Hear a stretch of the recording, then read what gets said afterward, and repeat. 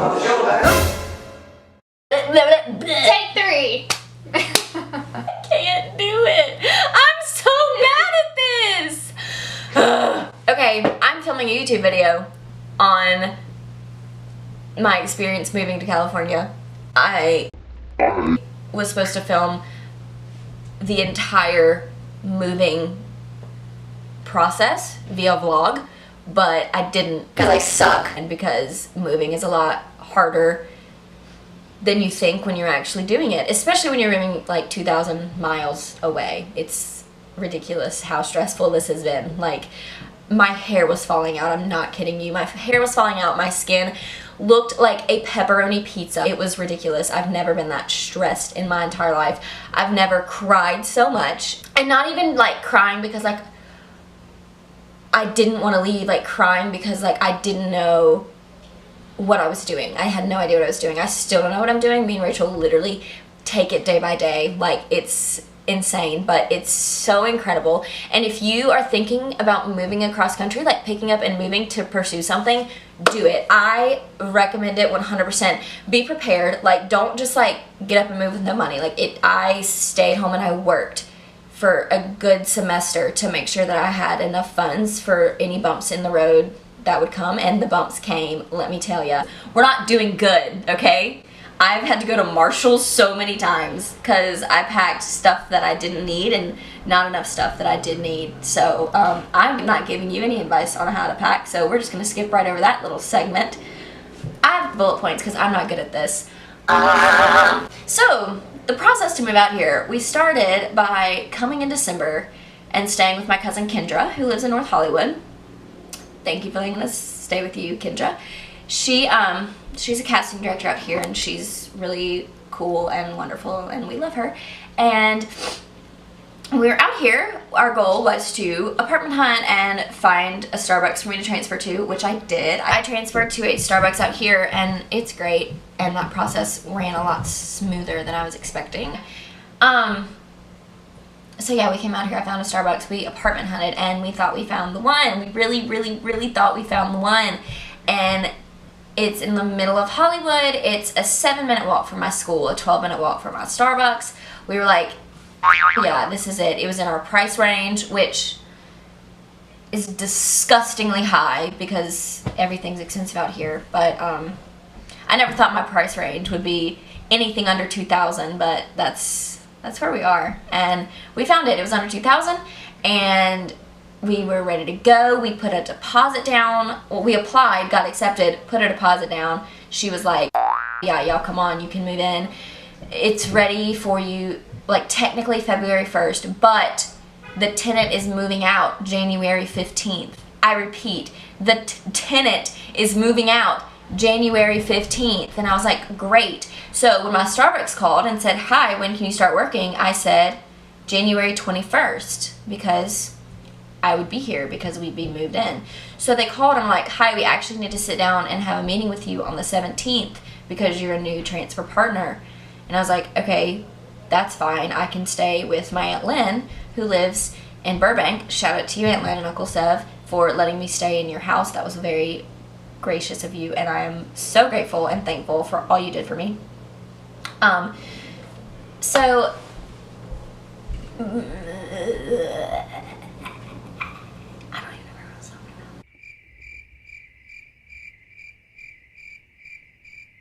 about. I booked a flight to arrive in California on the 16th, and I was planning on staying with my Aunt Lynn for a few days until our move-in date, which was scheduled for the 20th. We had it in writing that we would be moving into our apartment on the 20th. Rachel got here the 17th, and we called the apartments and said, hi, we are here and ready to sign our lease and cannot wait to move in on the 20th. And she said, actually, you can't move in on the 20th. Okay, when can we move in? She was like, probably the 24th.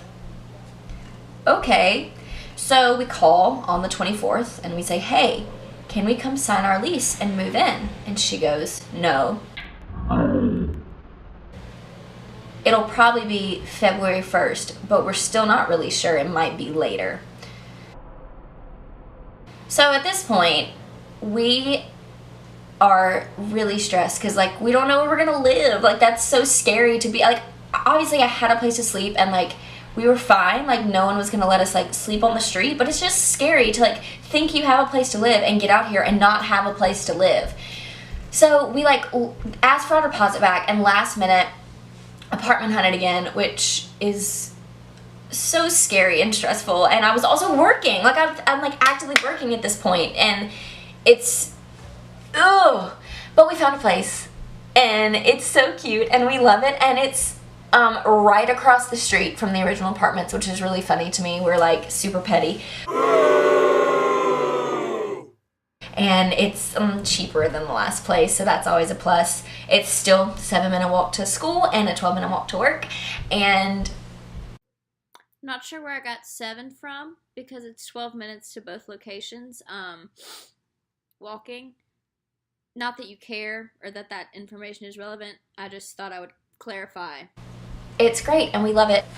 I also wanted to say that school's going well. I'm here for school and I finally started school, and I've gone to 2 classes and I could not love it more. I have never been so sure of something in my life, and it's so wonderful.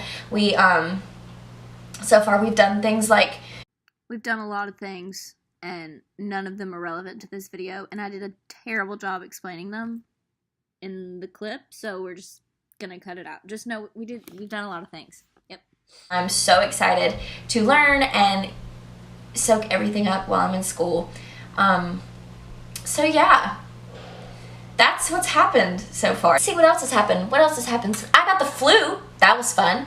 I had to go to work and find an apartment all while having the flu. Rachel had to open a bank account with Chase, and then it turned out she didn't have to open the bank account with Chase. We literally we had to like put down a deposit for this apartment, right? So Rachel, I had a cat. We had to put down a deposit for this apartment, and it was a certain amount, and both of our banks from Mississippi have like a limit on how much you can take out of an ATM. It still would not be enough.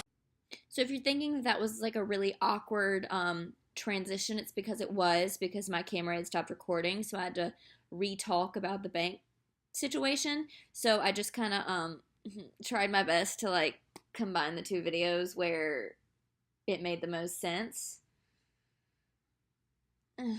For our deposit. So the only solution we could come up with was to open a bank account with Chase so that we could put all of the money we needed in that account, and we can just pull out the money from the account to get our money order. And at least that's what the teller told us would be the easiest way to do. So we sat down with a person and we got her account set up, and we thought it was gonna be, it would be fine. Her mom rushed to Trustmark in Jackson and got the money from Rachel's account wired to her new Chase account.